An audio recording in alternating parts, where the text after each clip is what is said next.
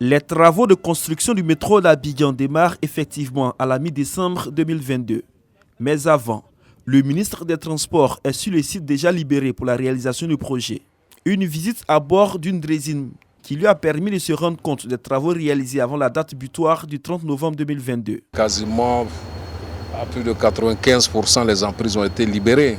Donc je voudrais remercier l'ensemble de nos compatriotes, toutes nos équipes qui ont travaillé sur ça. C'est un pas déterminant qui est en train d'être posé. Évidemment, quand on aura finalisé un certain nombre d'études qui sont encore en cours, que vous avez dû constater tout à l'heure, on pourrait modifier, ajouter encore quelques bâtiments, mais rien de grave. Donc on peut considérer que les délais pour la libération des emprises seront tenus. Seuls quelques 145 ménages impactés par le projet dans la commune de Port-Boué restent à déguerpir.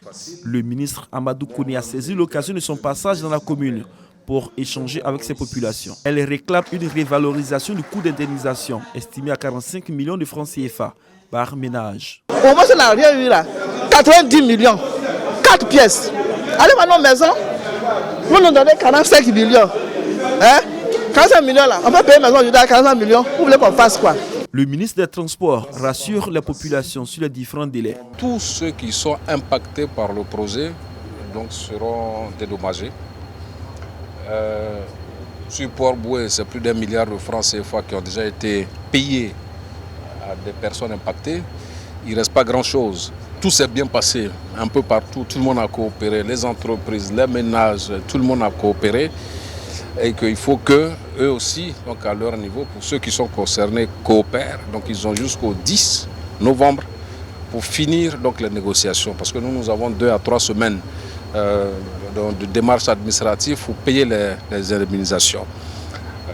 Ceux qui ne viendront pas vont pas non plus bloquer le projet alors que des milliers donc, de personnes ont déjà été déplacées. Ils ont jusqu'au 30 novembre donc pour régler donc, leur situation. Passé ce délai, nous sommes obligés de libérer totalement l'emprise. L'opération de déguerpissement de l'emprise du métro d'Abidjan a démarré le 20 août 2021. Une opération qui touche plus de 10 000 personnes d'Aniama à Port-Boué pour un coût global de plus de 100 milliards de francs CFA.